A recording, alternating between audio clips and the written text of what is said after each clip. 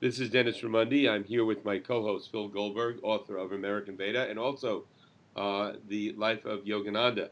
Our show, Spirit Matters Talk, found at spiritmatterstalk.com. Our guest today, Ian Johnson. Ian is a Pulitzer Prize-winning writer focusing on society, religion, and history.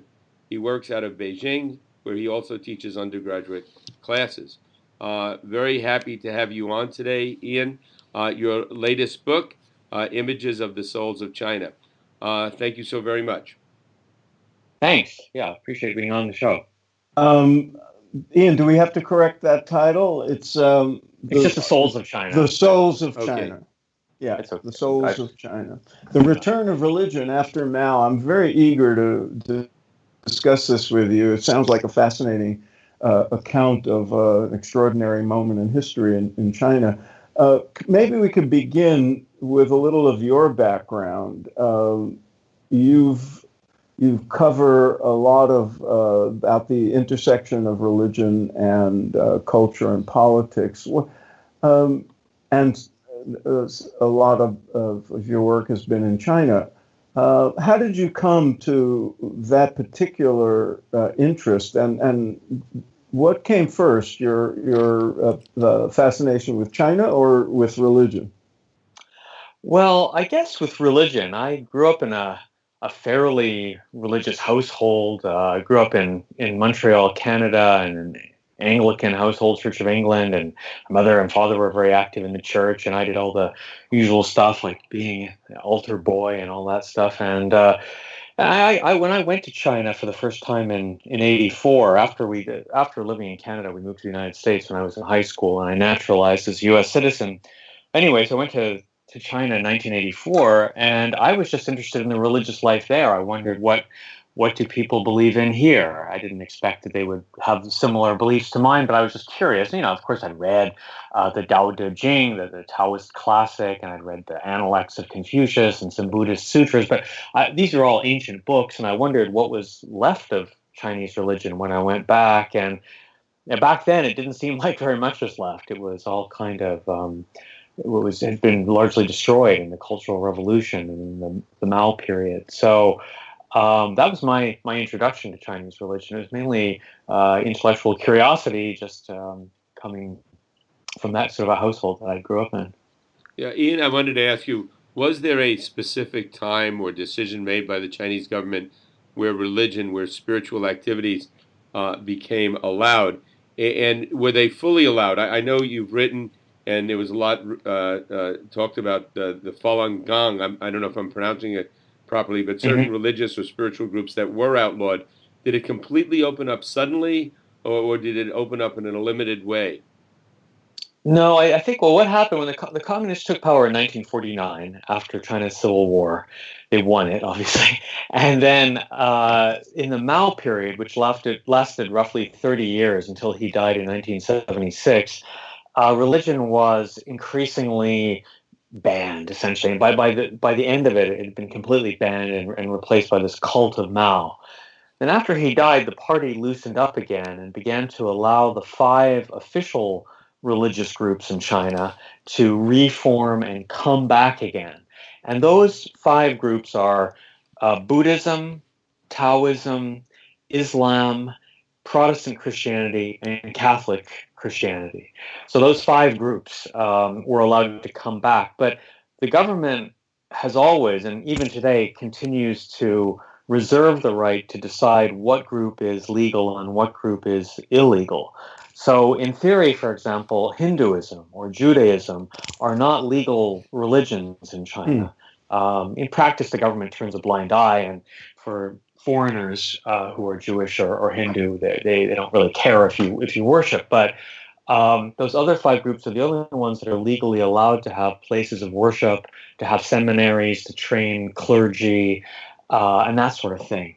And that's been the case since 1949 and remains the case today. But I think the government has increasingly been a little more flexible in its approach, despite all the reports that we hear about crackdowns, and they are real. And you mentioned Falun Gong, and that was a huge crackdown in about 1999, 2000, when this sect that was a mixture of Buddhism and Taoism and folk religious practices when it was banned by the government.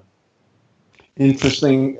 Ian, about 25 years ago or so, if I'm remembering correctly, I knew a Chinese acupuncturist in LA who had come from Shanghai not too long before. And I remember him essentially smuggling in, when he would go back to China, he would smuggle in what the instruments and the paraphernalia necessary to do Tibetan Buddhist practices, and he would gather groups surreptitiously and at considerable risk. That was a Tibetan Buddhist practice he had, and we know the history of China and Tibet. Would he be able to openly conduct those rituals now in China? Well, Tibetan Buddhism is allowed in China, but the main thing that the government doesn't like, be it religious groups or any other kind of groups, NGOs, etc., is any sort of foreign influence, and they're very worried about that in religion. And of course, as we can quickly think, almost all religions have a foreign component. Buddhism has Tibetan Buddhism, Islam has the global ummah of all Muslim people around the world, or the pilgrimage to Mecca, for example. Catholicism is headquartered in Rome, which is obviously a foreign country. Right? Protestantism, there's a global Protestant movement that is quite active in evangelizing, and so on and so forth. So all of these religions have a foreign component, and the government is nervous about that. So your friend probably smuggled the stuff in because, as a foreigner, I guess it was a foreigner, right? No, well, he was Chinese, but he was living in America. Living in America, yeah. Maybe there was a lack of the books or statues or whatever else he needed at the time. I tend to think you can buy that now in China. Here you'd have to check with your friends in this specifically. Yeah. But I think overall, bringing stuff into China is always a risky proposition, whether it's in your suitcase or whether you're trying to wire money in or somehow get it. Right. Ian, would the Dalai Lama, would he ever, you think, be allowed to come back to his home? And if not, why not? What is their biggest fear with him? Yeah, I think the Dalai Lama has proposed many things over the years, and I think tried to meet them more than halfway. But I don't think the government wants him back. I don't think they see any upside from their point of view. To put it bluntly, I think they're waiting for him to die. And when he dies, they will appoint another Dalai Lama who will be, they're reincarnated and they're found a few years after the person dies, normally in a small child. And that person will be found inside the borders of the People's Republic of China, just as exactly was the case with the Panchen Lama when he died. And they will not allow that person to leave. Now, I suspect the exile community will find its own Dalai Lama outside the borders of the PRC or smuggle somebody outside, and that they will raise that person in India in the exile community. And there will probably be two Dalai Lamas, just as there are two Panchen Lamas today. And this will exacerbate the tragic situation of Tibetan Buddhism. But that's my sort of pessimistic. Let me just follow up on that. So the Dalai Lama that would reside in mainland China and not be allowed to leave, would they allow him to operate as a Dalai Lama would operate? Yeah, no, I think they would allow that person to carry out all the ceremonies and so on and so forth. But you'd have to remember that this child would probably be found around the age of 5, or maybe even a bit younger. I'm not exactly sure, 3 to 5 years old, let's say, and then be raised and essentially. I hate to use these sort of words, but like brainwashed. I mean, the person would be raised inside China and in a Chinese environment, tightly controlled, just like the Panchen Lama, the young Panchen Lama who was found, it must be already 20 years ago now. He's a young man. He doesn't make very many public appearances, very carefully stage managed. And I think you find the same thing with the new Dalai Lama. Now, whether the person, as they get older, they realize what's happened, they grow into the role, they try to push for more autonomy. I don't know. That could happen, but I think the government will do everything possible to control that situation because they want to keep firm control over Tibet. It's an important strategic part of China. The population is not big. We're just talking about a few million people, but it's important strategically, and they will not allow a politically independent Dalai Lama to operate or to have some sort of moral authority even. In the Mao era, before the liberalization that you write about in the new book, is it safe to say that a lot of the traditional religious practices of Taoism and Buddhism and Confucianism were practiced or underground? Were there, like, I know that happened in the Soviet Union. There was a lot of banned religious activity going on underground at considerable risk. Was that the case in China as well? Yes. So when we say religion was banned, I think you're right in saying it was really the public practice of religion that was banned in the hardcore communist era under Mao, because people, of course, they buried statues, they buried classics, books, ritual manuals that are necessary for ceremonies, essentially.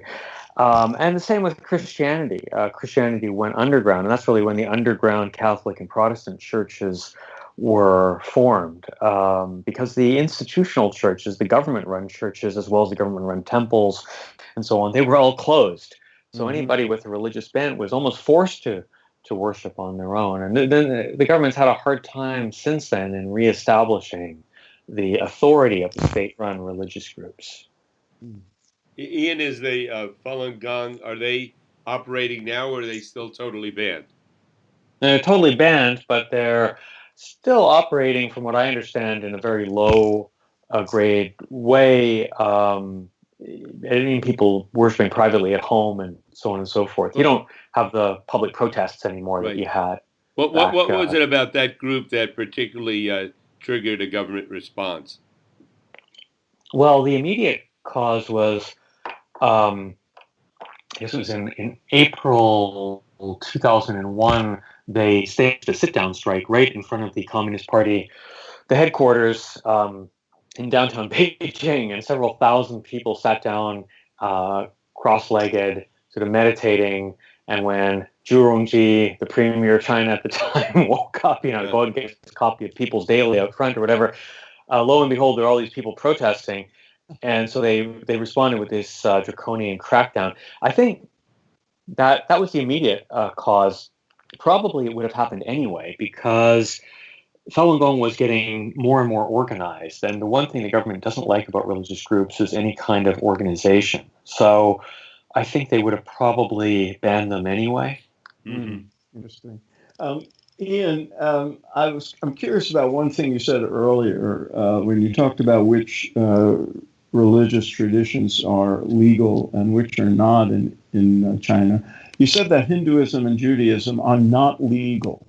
Is there any rationale for that? I mean, it's kind of understandable with India on China's border and along, tension between the countries, but why Judaism and really why either or both? Yeah. Well, it's not just Judaism and Hinduism; it's also Baha'i or you can think of any other sort of Zoroastrianism or whatever. But no, I think it's just that the government decided so it goes back even before the communists took power in the early 20th century, when before that, in the traditional era, let's say, quote unquote traditional era, before the say the middle of the 19th century, religion was just something that people practiced and did, and the term religion was imported from the West. There wasn't obviously people practiced religion, but they didn't have a term in the sociological sense that we have today for something that you do that's sort of separate from other things in your life, maybe on a fixed day of the week at a certain place.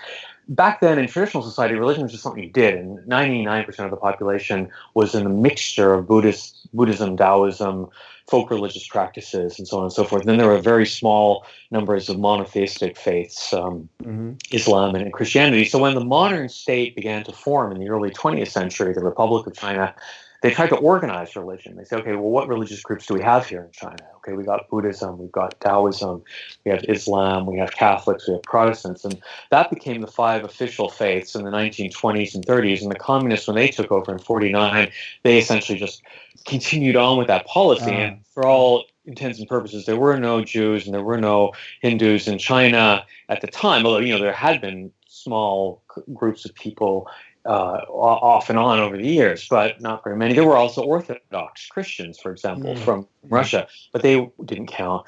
And so they ended up with these 5 groups. And I think now, why don't they just open it up a little bit? I think they feel that it's a bit of a Pandora's box. If they allow these groups in, well, then what about Falun Gong? Why can't they be allowed? Why couldn't they allow other folk religious groups or syncretic faiths?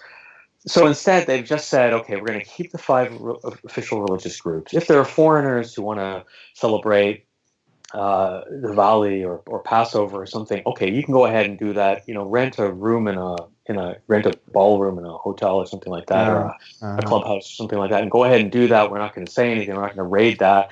And for a lot of the other things in China, especially these folk religious practices, a lot of which had been condemned as superstitious, they are now considered to be just culture. And so a lot of this has been redefined as culture. And I think this actually is a sign of flexibility by the government, because they've allowed this to be done, sort of, again, turning a blind eye. But it doesn't maybe give them the same rights as other groups. But so a lot of these things, for example, worshiping various folk deities or mountains and holy mountains, pilgrimages. A lot of these things were discouraged in the past, and now the government has actually supported a lot of this under the guise of culture. But the other groups are just not; they just don't really care, and they just turn a blind eye to it. Right. Ian, in your travels around China, didn't you personally get involved with some spiritual groups or spiritual practices? And what was that like? And did it endanger your status in the country by participating in any of those? No, I mean, well, I guess what I did, I went to some churches and so on and so forth, and I wrote about that. The thing I probably spent the most time doing was learning a kind of meditation called a Taoist meditation called internal alchemy, or Nei Dan. So where you try to, you sit cross-legged. There's a book that was translated. It's called The Secret of the Golden Flower. And it was translated in the early 20th century by this German missionary who essentially went native, Richard Wilhelm. And Richard Wilhelm also translated the I Ching. You can find his translations of the Golden Flower and the I Ching. I think a lot of them now are online as PDFs because they're essentially in the public domain.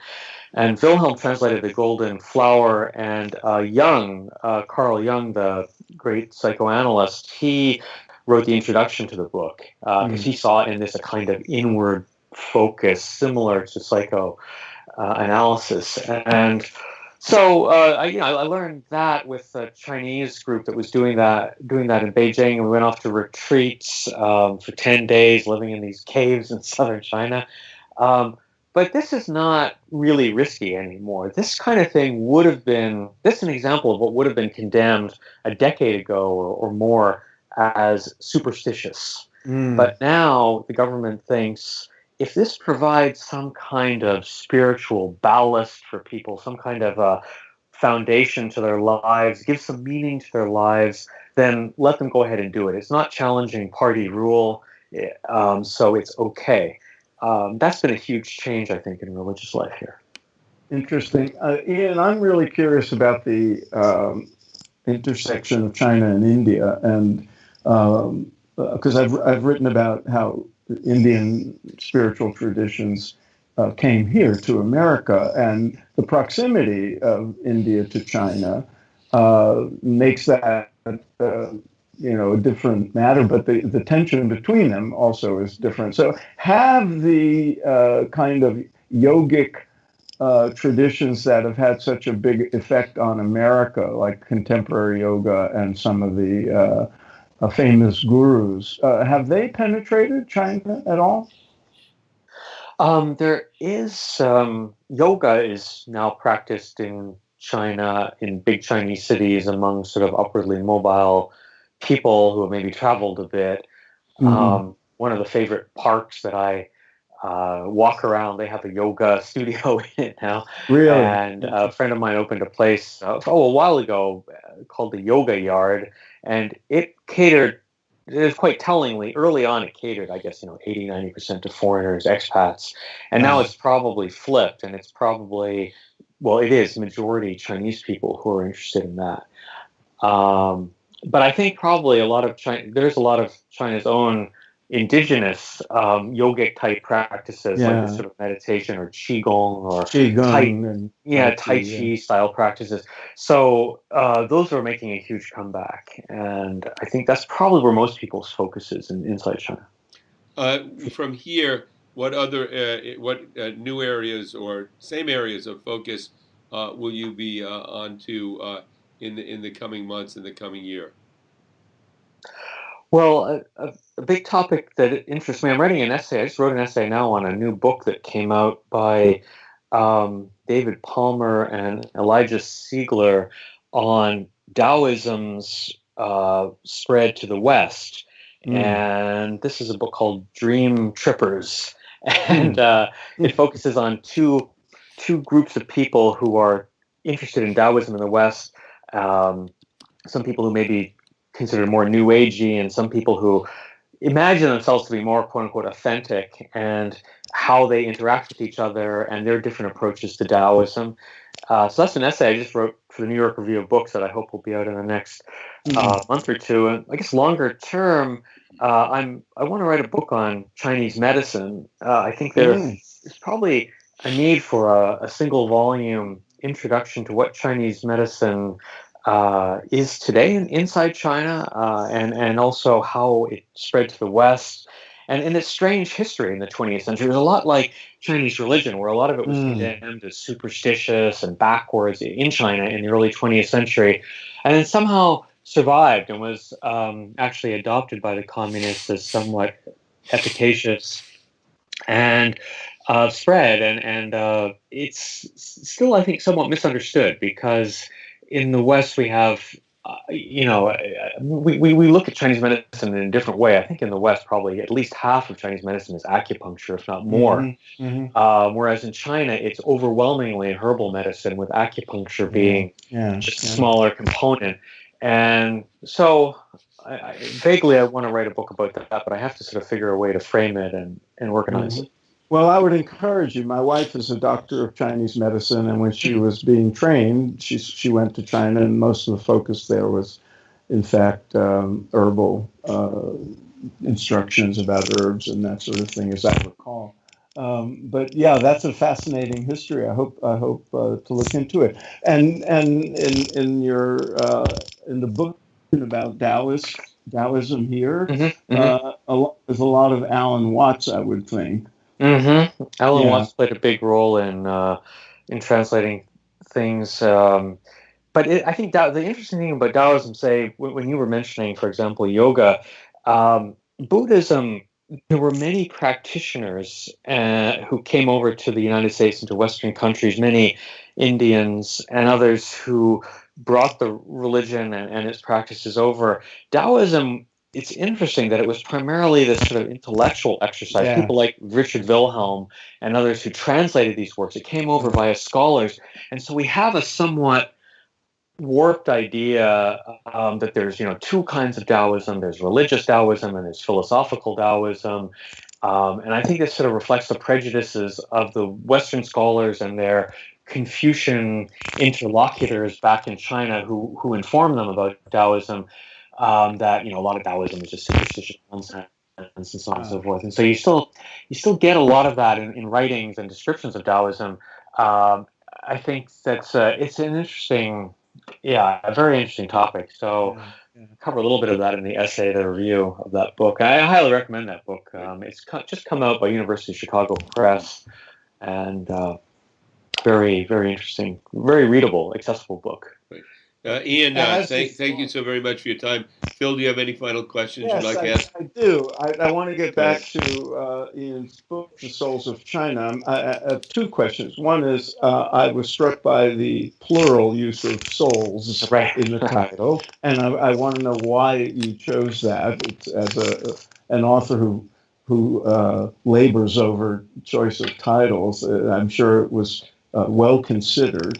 And also in the material for your book, you're talking about how this return of religion after Mao, as your subtitle has it, is shaping the soul of China. And I'm curious about what you mean by that, and the effect that this religious sort of liberalization is having on the culture, the politics of China. Yeah, well, the choice of the plural was because I'm not trying to be a reductionist where I come in and identify here is the soul, the dark Yeah, heart of yeah. China. I think it's a little too arrogant to think that one can figure that out. But I do think there are multiple. Also, it's a big country with, there's a lot of people, and there are multiple dreams and aspirations and souls, many different beliefs in China. So I tried to just take a stab at looking at those at it like that. So I didn't try to, I don't think I have the answer to what China is. But there are some effects to your second question. I think it's reflects a searching for a sense of community among people, and in many ways, things that I found similar to our own countries. That this idea that society is become overwhelmingly dominated by economic issues, economic benchmarks, that everything in society is defined by how much you're worth or what the monetary value of an exercise is or a product is. And maybe because China has such a hyper developed form of capitalism where it really is, money über alles in China, that it's pushed people to really search for alternative answers. And again, despite the somewhat repressive politics in China, the government's role in repressing religion, people are still pushing and searching. And so I think it makes China part of this global conversation about how to organize societies that have more meaning in life, that gives more dignity to people. I can't say that this search has radically transformed China and that it's become a humanistic superpower or something. But I think it is pushing people into more to be more active in charities. And there's Taiwan, which is the island just across from China. And it is kind of a soft power superpower. It has numerous Buddhist charities and organizations that are active around the world. And I would expect in the future that we'll see similar things coming from mainland China, where we'll see more Chinese people active in spiritual practices. I mean, one interesting thing, for example, despite all the hostility between India and China, the number of Chinese people who go back to India because they want to look for the roots of Buddhism, and they come back with a deep respect for Indian people. I've met many people who went with real prejudices against India, because Chinese often will look down on India and say, "Oh, it's backwards, it's dirty, it's this and that," and they come back and say, "Well, that's a country where spiritualism is really strong, and we can learn so much from that." So I think those kind of person-to-person interactions are quite different and quite interesting, and can slowly soften a society and take off some of the hard edges that you find when you're in China. So it's a slow process. It's not like the Catholic Church in communist era Poland or the Protestant Church in communist era East Germany, and we're going to, because of religion, have a anti-communist revolution or something like that. I mean, it's not going to have any direct political impact like that. I think especially also because the government's trying to co-opt some of these groups. But I do think on a deeper level, it helps change the way the country acts and behaves, the way people interact with each other. Right.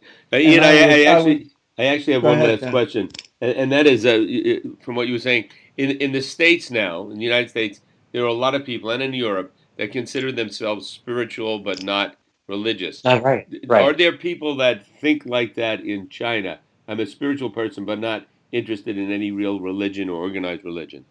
And I think that's exactly the case in China because I use the Mm. word religion in the title very loosely. The word religion in China, zongjiao, is a very contentious term. As I said, it's a new term that was imported to China to describe this practice. But many people feel that it's sort of maybe very political, and they're not that comfortable using that term. Instead, they use the term faith or belief.